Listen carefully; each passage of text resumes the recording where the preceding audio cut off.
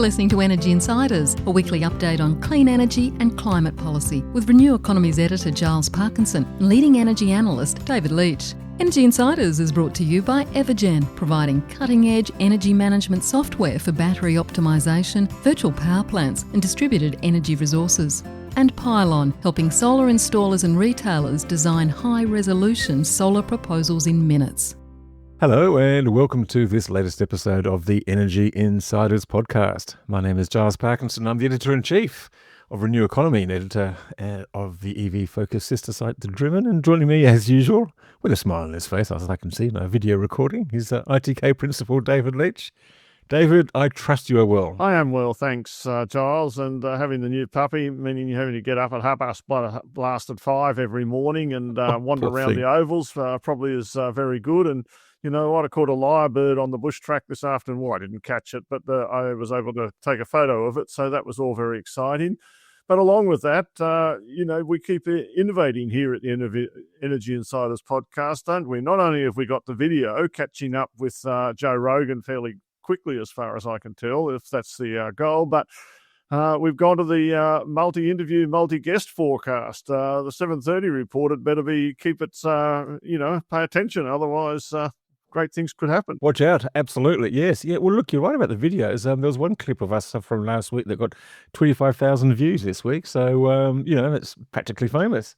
And yes, we do have 2 guests this week. One, we're going to be talking about Australia's emissions target, a bit of analysis about what we could be doing, what we should be doing. And then we're going off into EV land and vehicle to grid, which, of course, doesn't just affect EV owners. It also affects the utilities and possibly the future of energy in Australia and around the world for that matter. So let's start with the first of those guests, Anna Skarbek from Climateworks, one of the most respected voices in the industry here in Australia. Anna Skarbek, welcome back to the Energy Insiders podcast. Good to be here. Thank you very much for joining us. It's a week now after the federal government released its 2035 emissions reduction target, 62 to 70. It disappointed many people, was higher than some people had feared. What do you, a week on, now make of it? We're confident that it can be achieved. And our research shows that more is possible, and also that history shows targets are usually met and often overachieved. And in preparing for last week, we looked back on Climateworks' history of looking at what's possible and what targets are set at each of these milestone moments. And we looked back when the first 2020 target was set. It was over a decade prior to that. It was set at 5%. The Climate Change Authority later recommended at least 19% should be the target. And by the time 2020 rolled around, it was overachieved at 21% back on those metrics then, even what the CCA had said. And our research had shown that above 20% was possible. Similarly, the first RET, you might recall, when it was set with a gigawatt hour target. And when 2020 arrived, double that level had been achieved. And so what matters with these targets is that they set a directional focus, and then importantly, the implementation plans and policies follow. And so the most important element of last week's announcement was the published 6 net zero sector plans that lay a really important foundation, and that's the work ahead now. Yeah. Which of those 6 sectors, I mean, you sort of talked that that's where Australia can achieve its targets and even do better. Which do you think has got the greatest potential? All of them. We need all the sectors. We do. We need all the sectors to achieve net zero. But there must be somewhere where we can just go and knock down goals and look like heroes. There's never a single answer. We often get asked, is there just one thing? And there isn't just one thing. This is an economy-wide journey. But what's powerful about last week, and even noticing questions that journalists were asking, was that it did shine a spotlight on all the other sectors, not just energy. And of course, there's been a lot of discussion about energy and some discussion about industrial decarbonisation now, and we see a growing focus on green trade, green exports, industrial hubs. We're seeing that in our work here in Australia, but also across Asia. And so there's beginning to be a greater understanding that energy and industry go together. because actually industrial decarbonisation can underwrite the accelerated rollout of renewables. But we also know that energy enables the decarbonisation of transport and buildings. And in fact, when buildings is optimised on its decarbonisation journey, we can help the energy sector. When we can move commercial and industrial energy use off fossil nighttime use into daytime electrification, when we can optimise the way building homes, households use their energy, I know you know this well, we can in fact support the energy transition while also securing the emissions reduction in those sectors, and of course all the other benefits like more comfortable homes, more stable bills, more reliable future employment for industrial processing when they suffer the volatility of commodity prices. So there's a lot of interaction between the sectors. I wonder if I just want to dive into energy efficiency first, because it just seems to always have been the easiest and yet the hardest to do, because it seems to offer sort of some simple solutions or simple results, but seems to be Australia seems to have problems sort of galvanising its efforts towards there. So what is the issue with energy efficiency, and what do we need to do there to deliver it? Because surely it still represents possibly the lowest cost abatement that we could achieve. And this is why all of the sector plans matter, because each of them need a tailored suite of policies.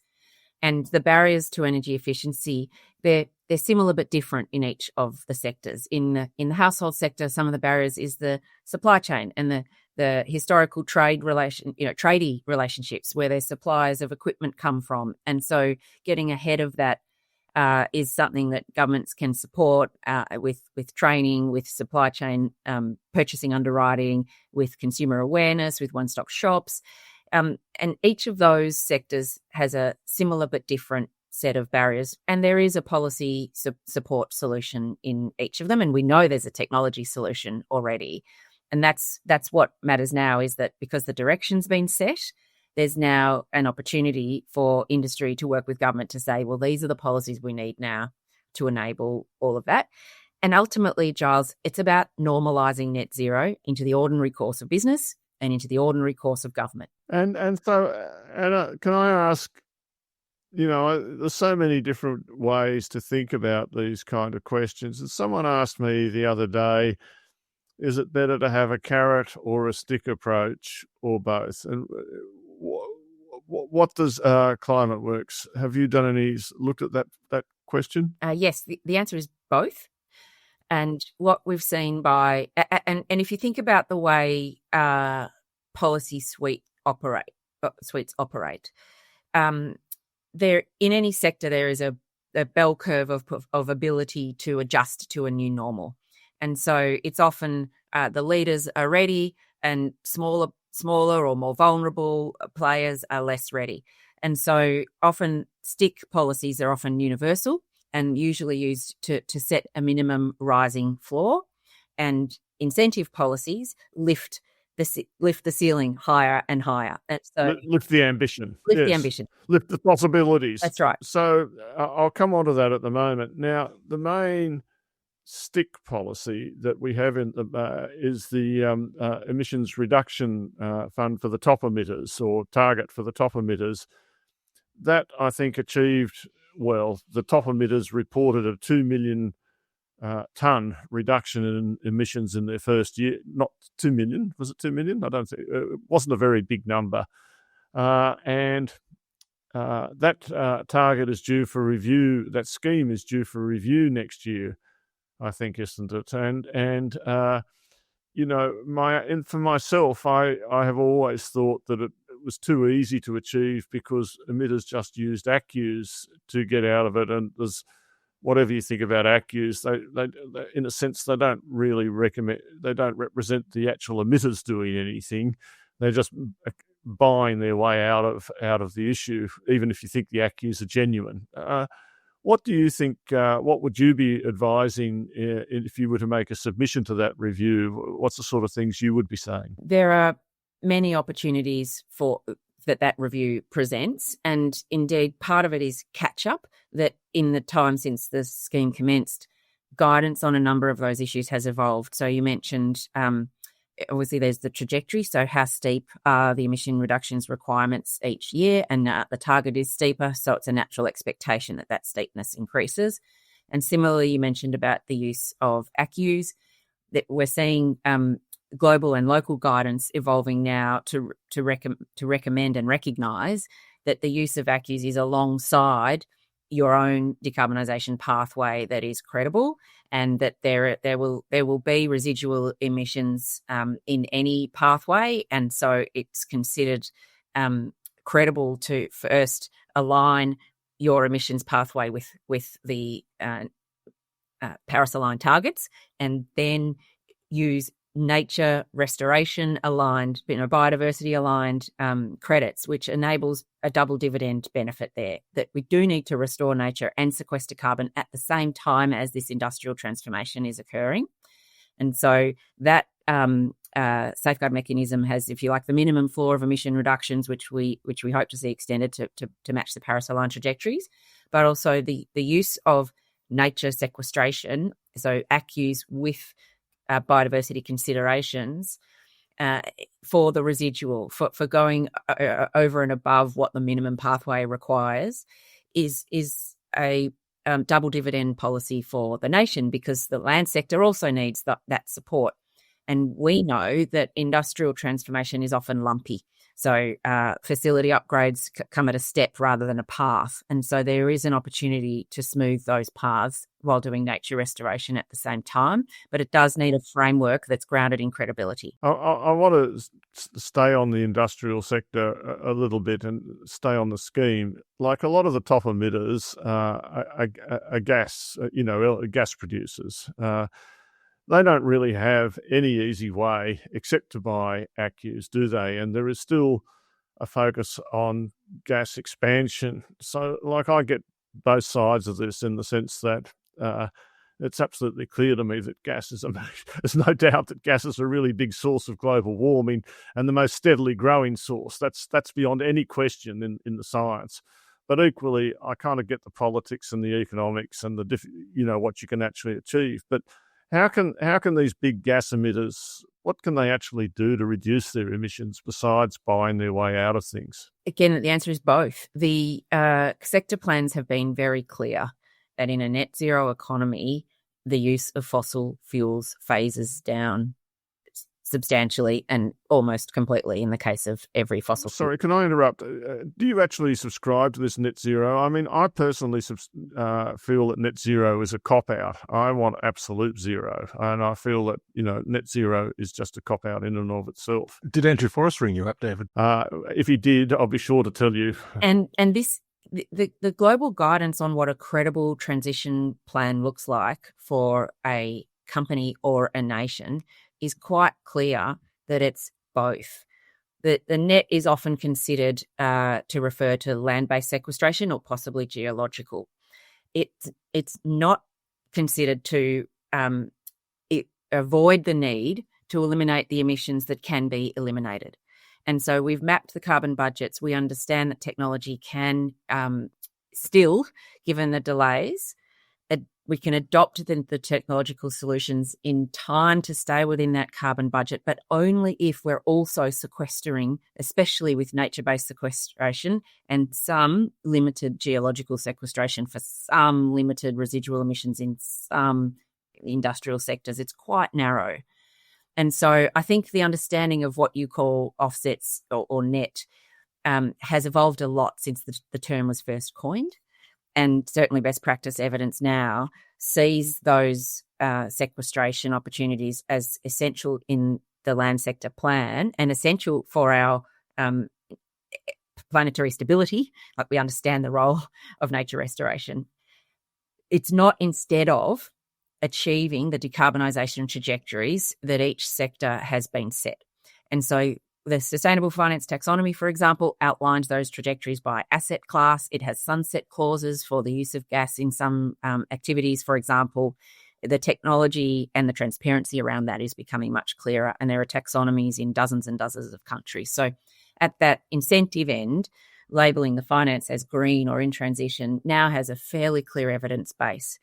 And it doesn't recognise what you might consider a flat emissions trajectory matched by the use of offsets. It's a declining emissions trajectory with additional use of sequestration because we're behind on time and we need both. Yeah, my own personal feeling is that any individual facility should only be able to use a certain percentage of its target could be fulfilled by buying ACCUs, and they should be forced. That's on the stick side of things.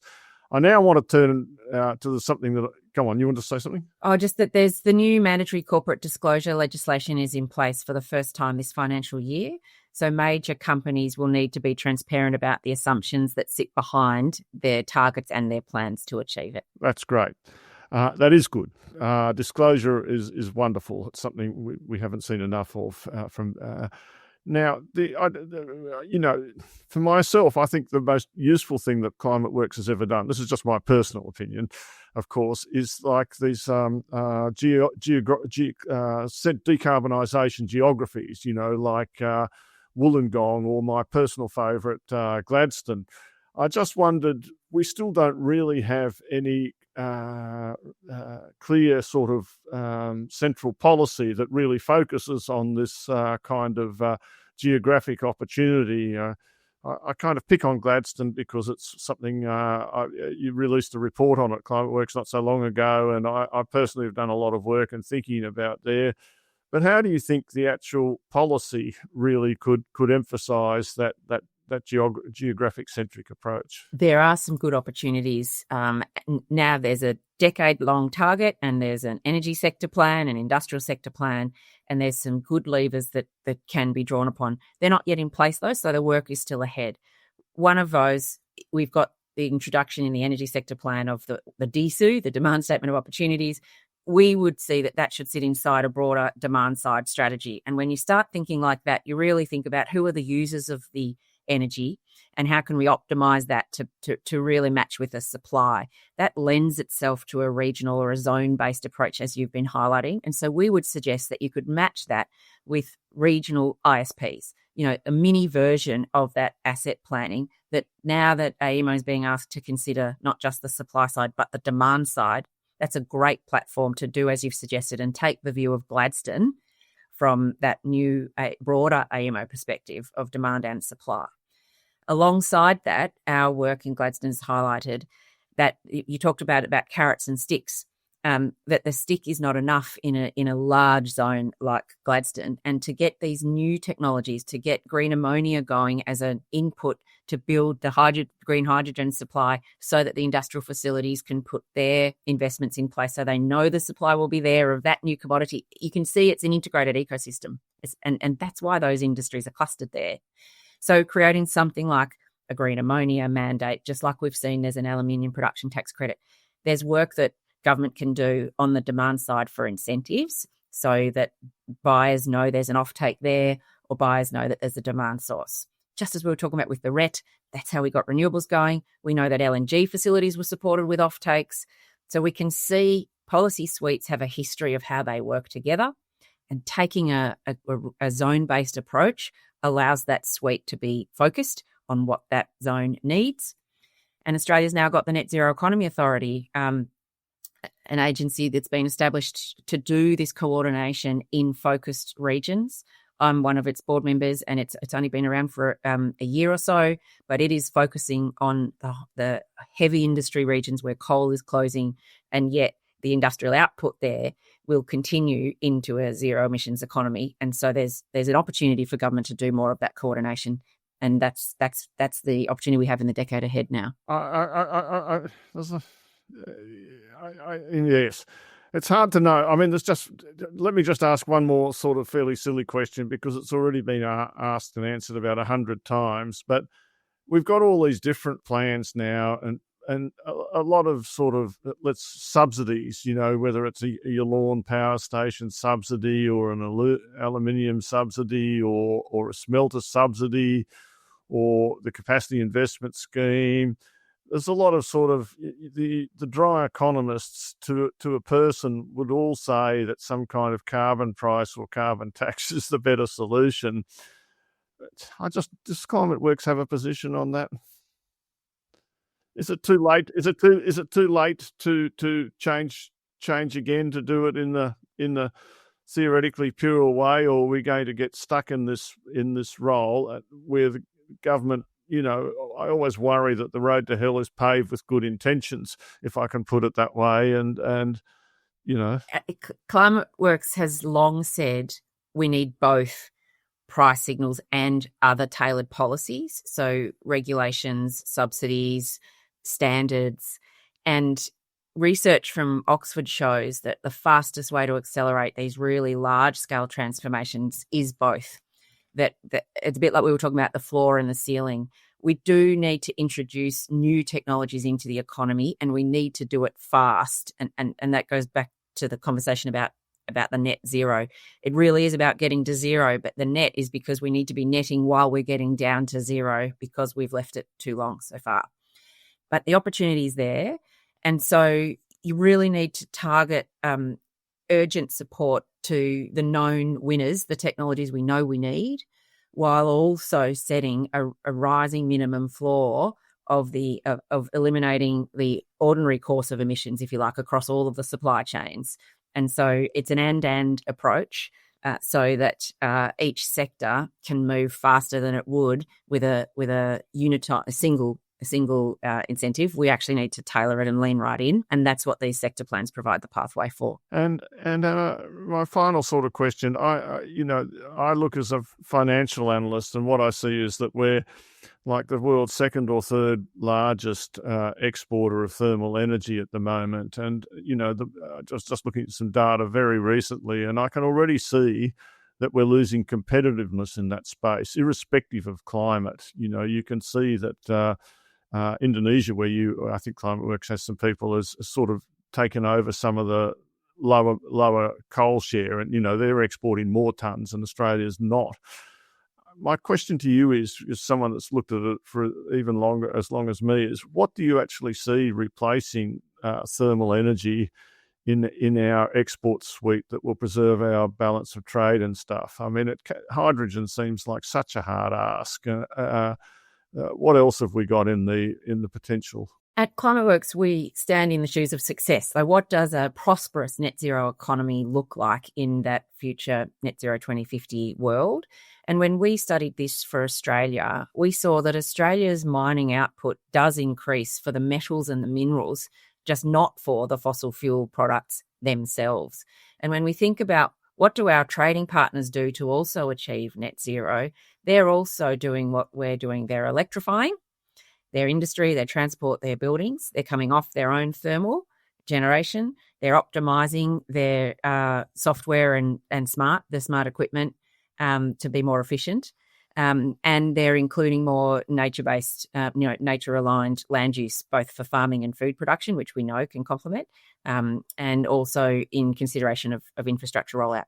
So Australia is fortunate to have a mining industry that can service the value chain for all of those products. So absent selling fossil fuels, we can value add the green metals, green minerals in particular, and the battery supply chains, as well as the economy continuing as it has done to become more of a service-oriented economy. So we see Australia as both an increased output in mining, an increased output in food, while doing that in a net zero aligned way. And that's where Australia's opportunity is, that the rest of the world needs to do this too, and we can be a provider of. But what we would do is, rather than, as you talked about, exporting the hydrogen, we would be using the green hydrogen here where the sunshine is to make it. And that's where Australia's opportunity is to value add in those. That's the green iron kind of thing, which I see as a huge opportunity, but I don't really think that BHP and Rio do see it that way. In fact, BHP has made fairly explicit statements that they see themselves not changing very much and letting China do all the hard work. But I'll hand back to Giles. Thanks, David. I just had a press release coming across my desk from Woodside, teaming up with some Japanese people about making hydrogen with gas. and maybe carbon capture, which doesn't sound like a very useful contribution. One more of the little sector things, I'm just a bit interested with transport. There seems to be a big assumption made in the transport section of the Department of Climate Change assumptions. 5 million electric vehicles by 2035. That sounds like an awful lot. Do you think we're going to get there, and what do we need to make sure that we do? We know we can get there, and other nations have done already, vastly exceeded that rate of growth. What is needed is relatively well known in terms of what we were talking about earlier, targeted incentives for the early movers, ensuring that the enabling infrastructure is there. Some of that work is underway for charging infrastructure. Not all of it's there yet in terms of harmonised standards, two-way charging. There's lots of opportunity, if you like, a regulatory effort that's fairly low-hanging fruit. And the model variety is arriving. But we also know that there's a tipping point coming around price points, and that most consumers understand that their next vehicle choice will be an electric one. And so continuing to build that enabling infrastructure and enable consumers to package that up in the concept of an electrified home so that all energy bills reduce. But the transport sector plan's not just about cars. It's also got to think about mode shift and freight also, and the freight electrification can support the charging infrastructure. So the real shift with these net zero sector plans is that we're now in the second term of a government where there is a formal net zero legislated target. And so we're moving through the machinery of government here to normalise that this is part of planning, it's part of capital allocation. And when you know that net zero is the destination, you think about the whole transport system differently. You think about what is the infrastructure and the mode of transport in a zero emissions economy. And we can work backwards from that to then ensure that we're putting the building blocks in place. And there's the opportunity to do that, but it's not all done yet. Know thy destination. Just on the international scale, it seemed that one person who didn't seem to know their destination at the moment is Donald Trump, and he gave an extraordinary speech. I mean, we shouldn't be surprised, but we constantly are at the United Nations. Climate's a hoax. And then the next day, Xi Jinping turns up from China, the China president, with a emissions reduction target for China. What did you make of that? To which direction should Australia's eyes be averted? Well, what's significant about China's announcement is it is the first time they've committed to absolute reductions. And our understanding is that they're also likely to overachieve that commitment as their current renewable energy rollout looks like putting them on track to achieve a 30% reduction over the next decade. And the evidence is quite clear already that nationally it's a strategic priority to deploy clean energy at an increasing rate. And so not only do we know at scale, they've done twice as much as the rest of the world, but also relative to their own economy. There's obviously still a reliance on coal in China, but the renewables investment in China was 4 times greater for renewables than it was for coal last year. So internally, that transition is underway. And internally, China's car sales have already hit 50% EV internally. So we know that these transitions gain momentum, and once they do, that direction continues and accelerates. And I suppose that just sort of gives a strong indication then where Australia should be going, because our eyes, we are told by too many people that we should be following what Mr. Trump does or not do. Yet our economic fortune seems inevitably intertwined with China. And I think the inevitability is becoming increasingly understood now across the private sector, across investors, and our geopolitical trade partners. The Oxford Net Zero Unit published a report this week of their net zero tracker, and they show continuing increases of companies with net zero targets, of countries with net zero targets.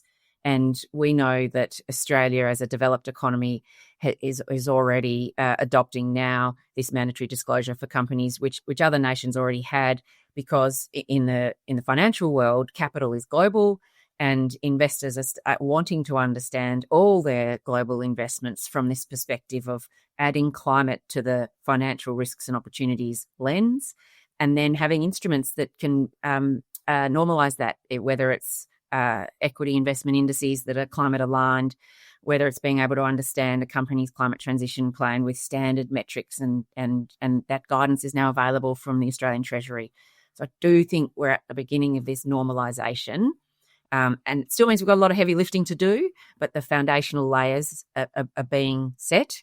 And I think directionally companies know now that direction to head, and the race is now we've actually got to head there and stay focused on it. And I'm just wondering, I'm just making two assumptions here then, that if you're right and China does achieve a 30% reduction by 2035, that must get it pretty close to alignment to 1.5 degrees, or certainly not closer than 7 or 10%. And two, I guess it probably just underlines the essential part of Australia's decarbonisation plan, because if we don't put in our own emissions reduction, then we're going to actually find ourselves economically disadvantaged, particularly if China delivers what people expect it to be able to deliver. Well, certainly part of that disclosure on risks and opportunities to understand the risks of stranded assets. And it is helpful to do this backcasting of stand in the shoes of the 2035 target, stand in the shoes of net zero 2050, and look back a decade and imagine what today will look like when we're 10 years more advanced.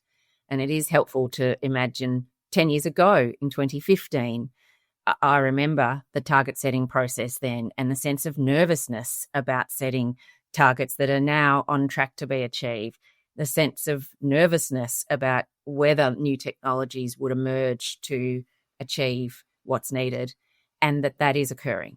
So now we've got more homework to do. We've got different financial arrangements to make, but essentially this is now an implementation question. I think myself in China that we haven't really got to the actual crunch point at the moment. This is my personal opinion, because electricity consumption has been growing. So even though the wind and solar share is now up to 22% and growing very quickly, where Australia was only 22% a few years ago, and China's growing, but we haven't got to the point where it's actually hurting the coal generators, and not just the coal generators, but the 2 or 3 or 4 million people employed in coal mining. And once, and about half of China's coal production goes to coal generation. I'm talking a lot here, but once coal generation starts really falling off the hill, there's going to be endless political pushback, same as we see in every country around the world. And I just don't. So whilst I'm optimistic and I believe what you say, I just don't think it's going to be as straightforward as it might look by just looking at a line on a graph. It never is. And that's why we need these milestones. These every 5 years, a new decadal target is set, and it needs a whole suite of action. But it's also why green industrial hubs really matter. Industries are clustered. And as you said, workers who are going to be displaced need an economy-wide solution. The social, the just transition element, the social welfare element, community cohesion, all of this matters for a smooth energy transition and a safe climate. And fortunately, this is where industrial economy and physics is potentially on our side, that the emissions are clustered, and so is the employment, and so are the energy sources. And so replacing the fossil fuel with the green versions does require workforces to deploy the new infrastructure. And so we can solve multiple goals at one time, but we've got to be deliberate about that and get ahead of that. And Australia is beginning to do that now with its multiple policies, Future Made in Australia and the Net Zero Economy and the Energy Industry Jobs Plan, to make sure that we can see ahead when these coal plants are going to close and start addressing now the skills of the workers in advance, and ensuring that we can take, as you mentioned earlier, a regional plan approach alongside these sector plans, and ensure that in the national interest, some of the new green industries are placed where the workers already are, who will need a future when the fossil phase is down. I agree with that. We've probably got to the end of time today, but I'm going to pass that on to Colin Boyce, because I'm sure he'll be interested as well. Look, Anna, thanks very much for coming back onto the Energy Insiders podcast. And we haven't quite sort of dived down into all the different verticals that you would have liked to have done, but look, it's been a fantastic wrap and fantastic perspective, and we thank you very much for joining us. It's a pleasure. Anytime. You're back with the Energy Insiders podcast with Giles Parkinson and David Leach.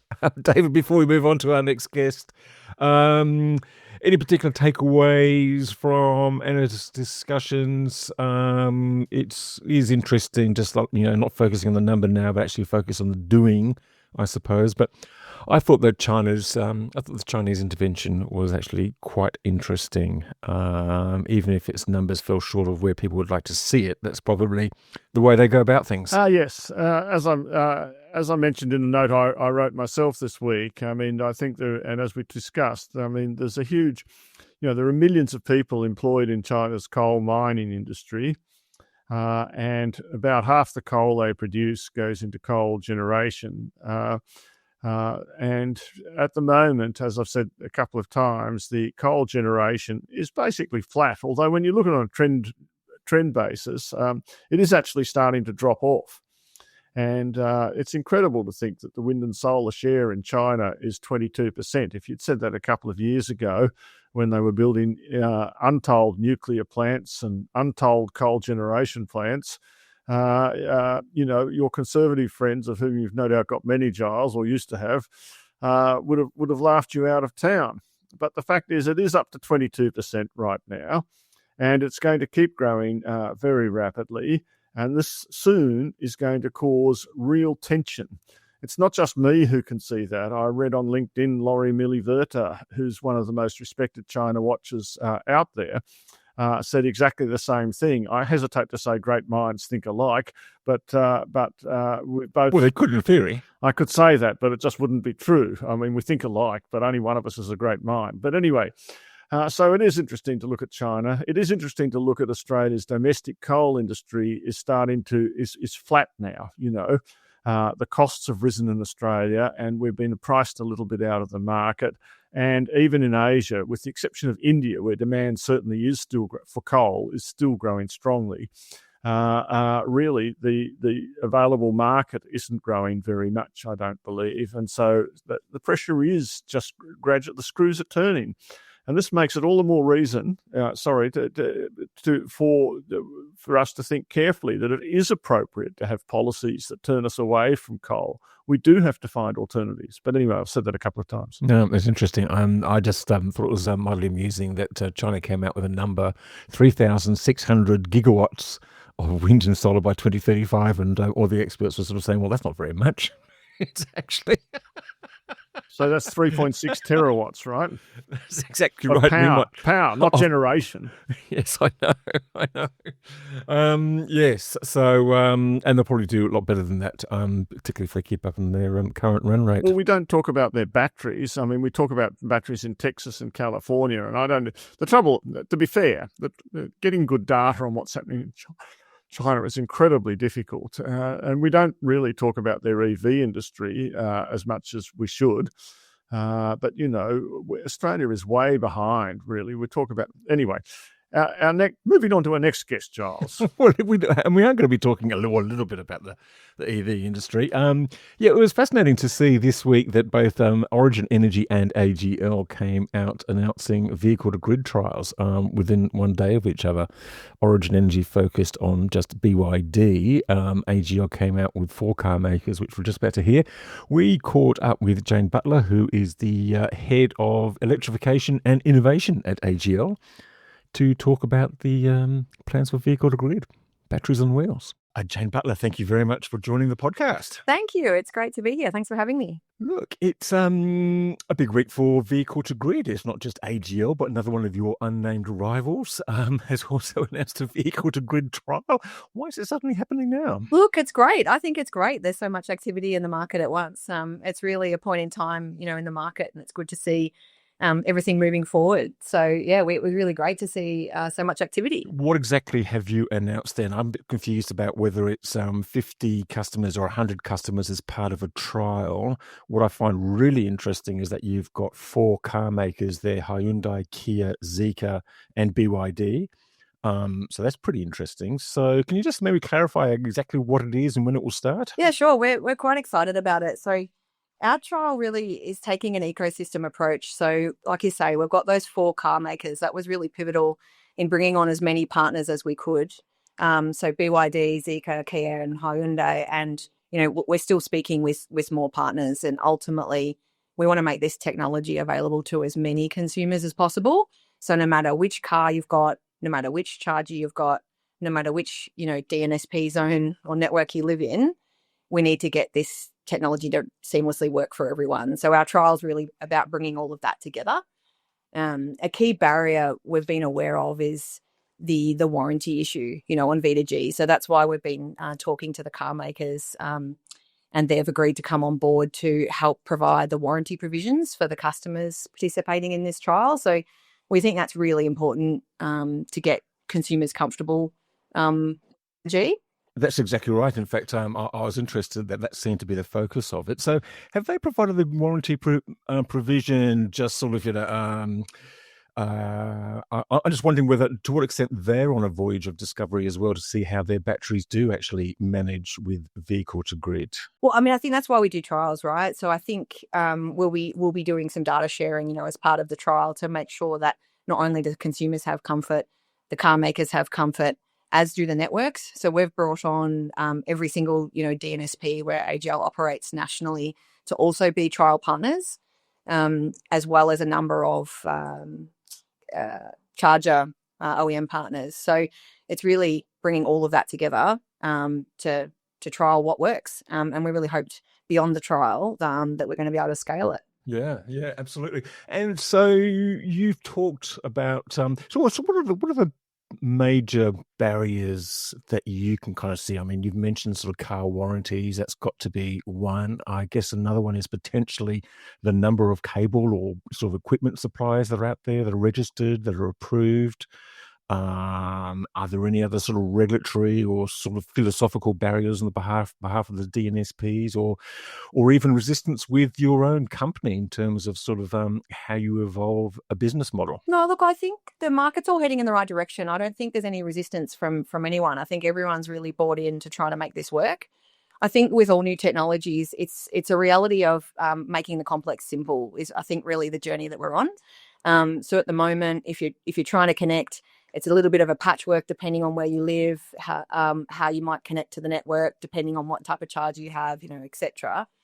So I think we're really just looking to how do we get enough learnings to make the complex simple so that coming out of this trial phase, we can really hit the ground running, with a proposition that makes sense beyond those early adopters. And I can say it's fantastic how many early adopters in the EV space already. Since we announced yesterday, we've had overwhelming interest, in joining, which is just fantastic to see. Which I'm sure is great and to be expected because EV people are early adopters. But just run me through, if you wouldn't mind, what you have to have the right car, then you have to have the right charger to enable bidirectional flow, do you? Yeah, that's right. So we're working with a number of charging partners at this stage, Sig Energy and Star Charge, and we're talking to others as well. We will be heavily subsidising the first 50 chargers. And if there's any customers out there who already have a bidirectional charger, then they're also welcome to join the trial. And the bidirectional chargers, just at the moment, and understanding that this will change, are they materially more expensive than one-way chargers? They are. So that's why we're subsidising them in this first phase, so that we can learn about how this technology works for customers, what the sort of customer acceptance is, and importantly, what the savings are for consumers as well. That's right. And in regards to the car, again, thinking about the warranty is fine, but I mean, car batteries can deliver a lot of power relative to most home batteries. I mean, 150 kilowatts is not unusual for some cars, and I guess every car would probably electric car be able to do 70 or 80 kilowatts. But they can't necessarily do that for the whole of their battery capacity. How are you thinking about how to use the battery's power and energy in the car? Well, that's what we're hoping to learn, and we're hoping to learn, what consumers want as well. So it really depends how much you drive your car, and then how much of that battery capacity is going to be left available to use at home. It is really exciting, like you say, the size of the batteries. You easily run a typical home for 3 days, like you say, but the car ultimately needs to be ready when consumers want it. So we really want to make sure that the technology allows people to say, when's my ready by time, and make sure that there's always going to be enough there so that they can drive and get to where they want to be. That's right. So there won't be just a simple time of use tariff thing. There'll be a special piece of software that will require the home user and a driver to sort of interact with. How will all that work? Yes, exactly. So, we'll be asking consumers to set their preferences, and like all trials, we'll be trialing a number of different approaches. So there won't be one approach. We'll test a number of approaches, and we'll be inviting customers to participate in research and really co-create with us what this is going to look like beyond the early adopters and for the next phase. And I guess it's just vehicle to the home, or is it vehicle to the grid? It's both. So vehicle to home is obviously really exciting for this cohort. We've got a lot of customers who are already on our EV Night Saver plan. We've got over 35,000 customers, I think, on our on our EV plans. It's a really simple energy plan with a super low off-peak rate. About 8. I'm sure it's wonderful, but sorry, I get that, and I charge my own car overnight as it happens, just because it works out cheaper without any special tariff plan. But I guess in terms of vehicle to the grid, then that involves, I guess, revenue to AGL, does it? I mean, I guess I'm thinking about the revenue and cost sharing experience with the homeowner. Yeah, exactly. So what I was about to say is someone who can charge for that low overnight off peak rate. If the next day they're then taking the energy out of their car, they could be offsetting their daytime rate at home, which might be something like 25 or up to 35 cents, depending on where you live. So there's already that saving from a customer perspective. And then if there is excess energy in the battery at the right time, say in the evening peak, AGL will be offering incentives to pay for that export. So we would only be exporting when the grid needs it, and we'll be making sure customers are rewarded for that export with feed-in credits. I see, and that sort of sharing basis is, you've actually got all that finalised now? No, that's not finalised. That's what we're trying to finalise as part of the trial. So at the moment, customers can express interest on our website. And as we start to finalise those details, we'll communicate with those customers, and then they're able to opt in from there for the next phase. So I was just, before I hand back to Giles, I've got two little things. I was just doing some very quick sums ahead of this, and I worked out if we had, I think we've got 350,000 electric vehicles on the road at the moment, not all of whom are eligible for this trial, and I'll come to that, but if you had 500,000 vehicles and they were doing 50 kilowatts, that's like 40 gigawatts of power or something, which is, double the grid demand. Even if you could only deliver it for half an hour or an hour, it's certainly very, potentially very substantial. So I'm just making that as a comment. And then my question, I guess, is, of those 350,000 vehicles on the road, Giles would know better than me, but I'm imagining that still 60 to 5% of them would be Teslas who are not included in this trial at the moment? Yes, you're right. So they're not included. We would love for more and more car makers to be, included. We think this is a great technology, and we'd love to speak to any other car makers who are not already part of it. You're right, though, that probably the majority of the cars that are on the road today won't be compatible. So it'll be about the newer models coming into the market, particularly with the car makers that we've already partnered with. And seeing the potential for that technology. I think you say 350,000 odd today. If we're going to meet our emissions targets in 2035, I think the Climate Change Authority just came out and said we're going to need around 5 million vehicles on the road by 2035. So, the big question will be what portion of those vehicles in 2035 is going to be V2G compatible. I think that's really the bigger question. And the answer to that right now is we don't know. But they start to get to some very big numbers very quickly. Yeah, I was going to ask what you thought the percentage might be.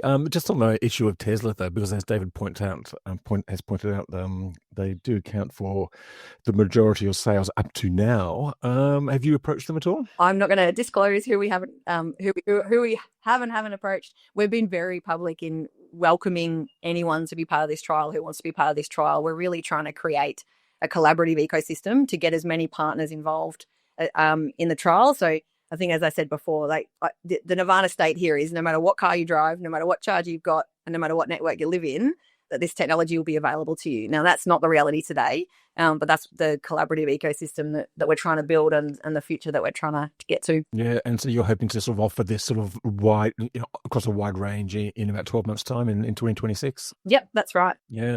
And so I can understand why you want to sort of feed this sort of desire, because we can see that people with electric cars really want to have this vehicle-to-grid technology in the same way that so many people are going out and getting home battery rebates. How does AGL then think about this? Because you guys have got established business models, you're a big generator, you're transitioning that at the moment, you've got a big retail base, sort of 4 million or something like that. How do you think about sort of EVs and vehicle-to-grid in terms of your own business plan? So we think about EVs and vehicle-to-grid probably, somewhat similar to the home batteries that you mentioned, and it's fantastic to see, how much uptake the home battery programs had. Obviously, the key difference between vehicles and batteries is one can move and one can't, right? But I think the way we're thinking about that, and that's sort of evidenced by the propositions we've got in market at the moment for batteries, is we really need to meet customers where they're at on their electrification journey. And AGL has a really broad customer base. So we've got a suite of solutions for customers no matter where they're at. Now, we've obviously got our virtual power plant products for the customers who want to take up the extra value out of their battery. But at the same time, we've got our battery rewards plan, which keeps control of the battery in the customer's hands. So we're really trying to meet customers where they're at, I think, is probably the summary there. And what else are you doing in electrification then? Because you're head of sort of innovation electrification. I don't think I've got your title right. Actually, you might want to correct me there. But electrification is on your beat, as it were. What else have you got in mind? So Electrify Now is probably the big headline thing that we've been working on, is we really see this as where my role and our team's role in AGL is really helping decarbonize the way our customers live, move, and work, is how we talk about it. And we see that as a multi-decade journey, and customers are going to be at different points of that journey. It's very easy, I think, in the energy industry that we get very excited about batteries and EVs. The reality is today, a very small portion of customers, have both. But obviously our customer base is changing, and over the next 10 years, that's going to change, a lot. It's not just about batteries and EVs. It's also about switching from gas to electric appliances. So we launched probably about 18 months ago now our Electrify Now product, and that's really about trying to meet customers where they're at and demystify all the noise in the market about, I want to electrify, or I want to adopt XYZ.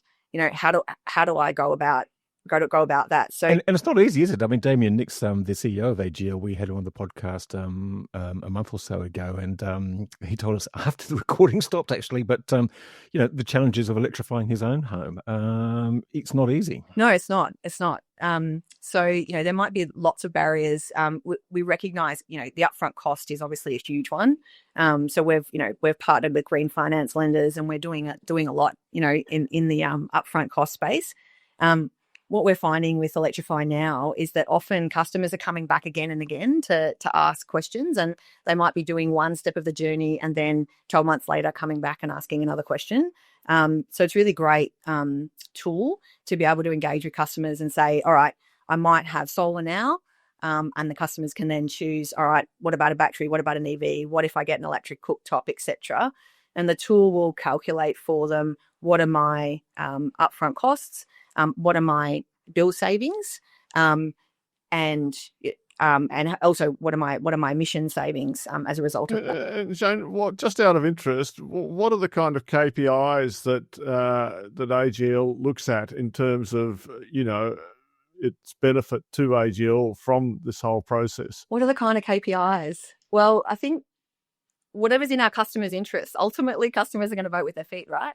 So, what's in our customers' interests is ultimately in AGL's interests. What do you get then from, if you've got a customer then, say, who's got like 20 kilowatt hours or 30 kilowatt hours of home battery, a whole bunch of solar, electric vehicles? Benefit does AGL having a customer like that? What benefit does AGL have? So there'll be a range of benefits depending on what sort of product that customer's on. So customers like that can have a much more attractive load shape, for example, than customers who are purely just on solar and don't have other assets.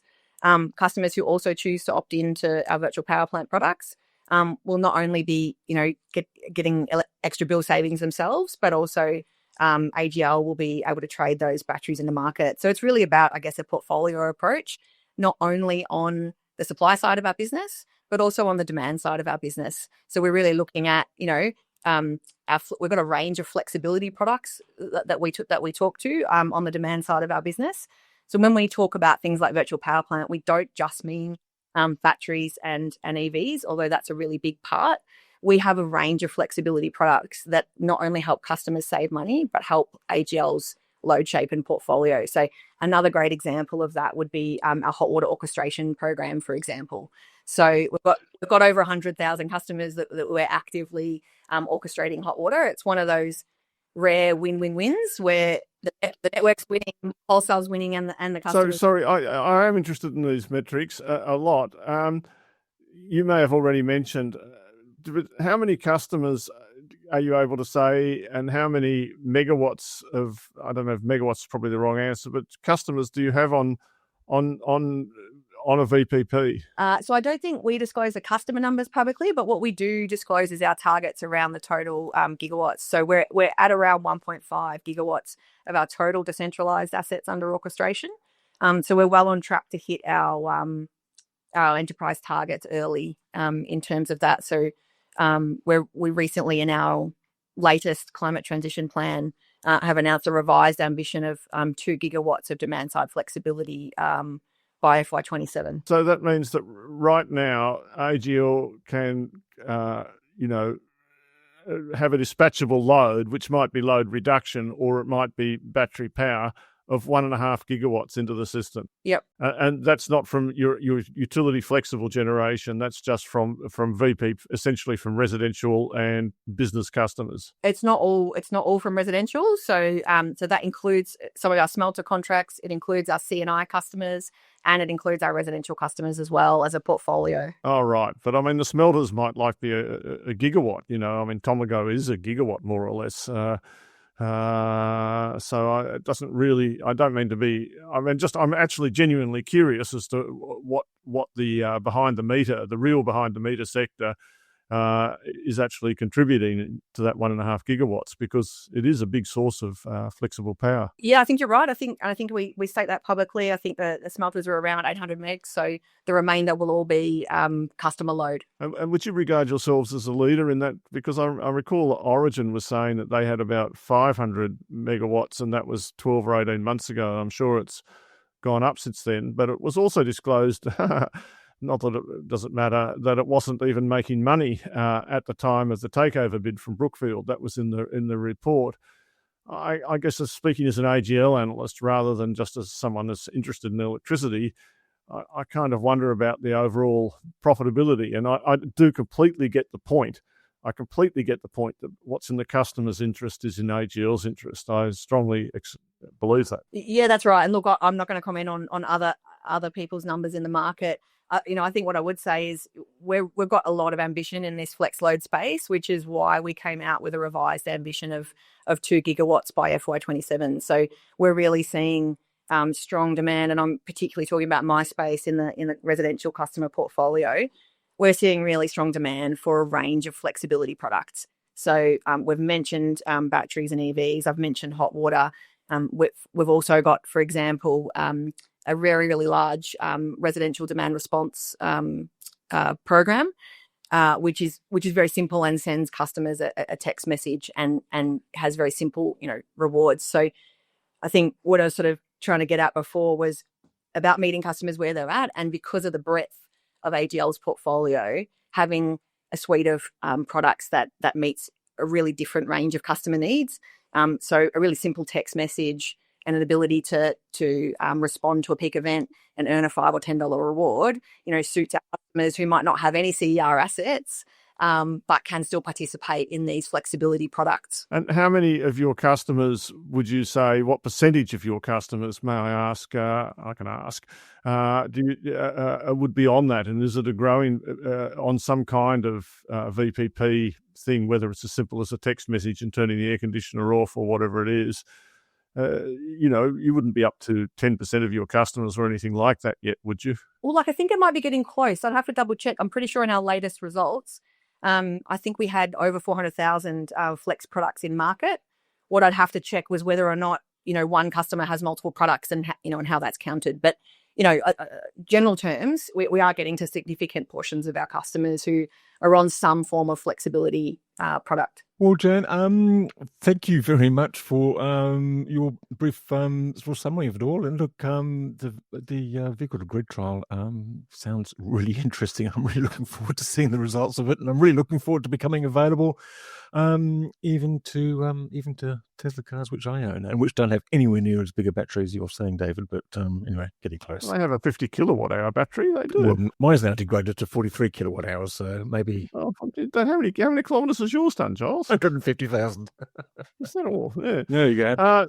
Thank you very much. It's fascinating. I think Australia, it's so interesting to hear about how gentailers and the behind the meter sector, where it's just an incredible sector and such a lot of learning. Thanks very much. Thanks for having me. And that was Jane Butler from AGL, Head of Electrification and Innovation. David, any particular takeaways you've got in Hyundai? You're going to plug it into AGL's vehicle to grid thing? I'm not in a big rush to do that, but I certainly think it's great to see these trials going. And, other than I'm only aware of a few other trials that are really at the same practical stage around the world. I think we've got a journey to go on, and I guess the industry is getting a bit of a hurry up because the home battery industry has just exploded. People constantly say things aren't a race, but they are. While you're sleeping, someone else is eating your lunch. Just remember that, Giles. That's exactly right. Yes. And look, it's actually fascinating that the car makers are coming on board and sort of learning about the what it does to their batteries and sort of and the issue of warranties, which I think is what has held them back until now. Look, David, moving on to other news of the week, there's a few things to wrap up. Look, we've got a couple of wind farms moved along in the last week. The Pottinger Renewable Energy Hub, which we've talked about a couple of times, skipped over another hurdle, got some EPBC approval. And what I found really interesting was the Goyder North Wind Farm and battery in South Australia. This has been signed up for another baseload renewables contract with BHP. So BHP by 2029 will be sourcing directly 70% of its electricity from wind and battery provided by Neoen at Goyder North, Goyder South, and also the Goyder and Blythe batteries. The rest of its power will be coming from the grid, which, of course, in South Australia, by which time will be net 100% renewables anyway. So, good news. Yes, good news all round, and it's nice to see some positive steps from BHP. Recent announcements from their new CEO, broadly speaking, and from senior management at BHP, haven't given me a lot of confidence, generally speaking. Apparently, as reported in The Australian, the CEO of BHP said Australia's electricity prices were, totally uncompetitive with the rest of the world, which at a wholesale industrial level, I just don't think is really true.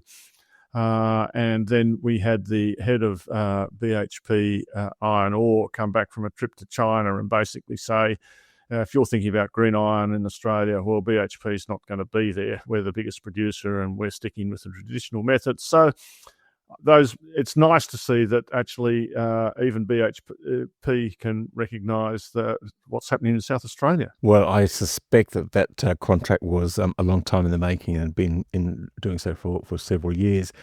Just a couple of fun other little things to point out. One of the newest gold mines in Australia, Bellevue Gold, has been running at an average 80% renewables in its first 2 months with wind and solar, including 100 or nearly 100 hours, 84 hours of engine off. And then I discovered today that another mine had been doing exactly the same thing, relatively new, the big lithium mine, Kathleen Valley lithium mine, off-grid in Western Australia as well. And I guess the wonderful part of that equation is that it's partly owned by Gina Rinehart, who decries all this nonsense about wind and solar powering industries. But they seem to be doing a pretty good job of powering one of our own. Well, it's a bit funny to be mining lithium and then downplaying wind and solar. I mean, but as we know with politicians and business people, they've got a great ability to compartmentalise stuff. Yes, well, my message, though, is that if Jenna can do it, then the rest of Australia can do it too. So, we can get to 80%. Well, as we've remarked many times on this podcast, the resources industry is a prime candidate for wind and solar because most of their electric power has to come from very expensive diesel or very expensive gas engines where the gas is hard to get to. So, in fact, it's a great candidate, and that's why, I don't think out of any necessarily great love of renewables, but the penetration of wind and solar into the off-grid resources industry is quite good and will continue to grow. Absolutely. And if you can do it at that level with, loads or sort of in the tens of megawatts, then there's no particular reason why you can't do it in bigger grids. It's basically the same principle. Just in a larger grid, you've probably got bigger contingencies to look after. But anyway, we shall leave that for the experts. Just to note, though, that the debate continues about whether we should be having synchronous condensers or grid-forming batteries in the grid. And I guess that's one that we can probably come back to later on. We did have a discussion. I must say I've got a lot of sympathy for Tesla's point of view. I've long thought that, but anyway, at the same time, I've also got sympathy for Daniel Westerman's point of view that in the very end, if having a few synchronous condensers is the price that we have to pay for having a very highly renewable and record penetration of renewables into the grid, then I'm happy to put up with the synchronous condensers. I agree with Tesla that batteries can probably do it, inverters, grid-forming inverters.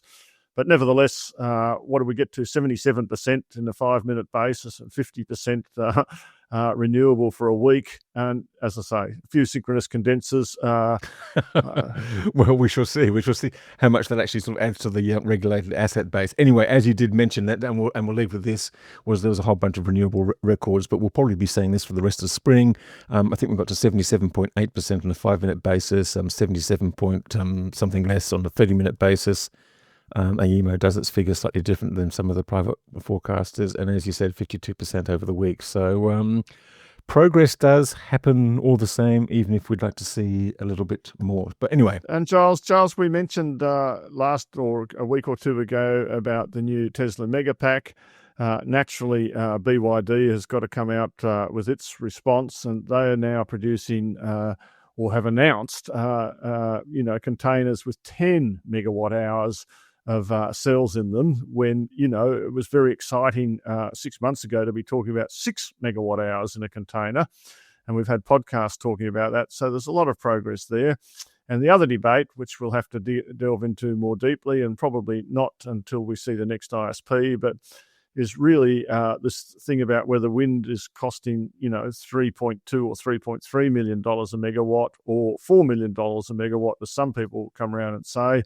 And, the question we have to relook at again is what's the right mix between behind the meter and behind the meter batteries, and then utility solar and utility batteries, and then wind. We've had a view based on cost that, in the utility land, it should be about 70% wind. That's always where the economics have shown. But I think that's changing. And I just want to end on this final point. In the past, one of the arguments in Australia against renewables is that you always needed so much firming because we didn't have that much hydro in the way that, say, Europe or South America have a lot of hydro. But I think now that the cost of batteries has come down so much that you don't say that so much anymore. It's becoming more economic, not less economic, in Australia to have a very highly renewable grid. Quite so, David. And I think that's a great note to end on. Thank you very much to Anna Skarbek from Climateworks for joining us this week. Thanks also to Jane Butler from AGL for joining us and talking about vehicle to grid. Thanks, of course, to our sponsors, Evergen and Pylon. Thanks to you, David, if I haven't already thanked you. Thanks to our listeners, and we'll be back with another episode of the Energy Insiders podcast next week. Bye for now.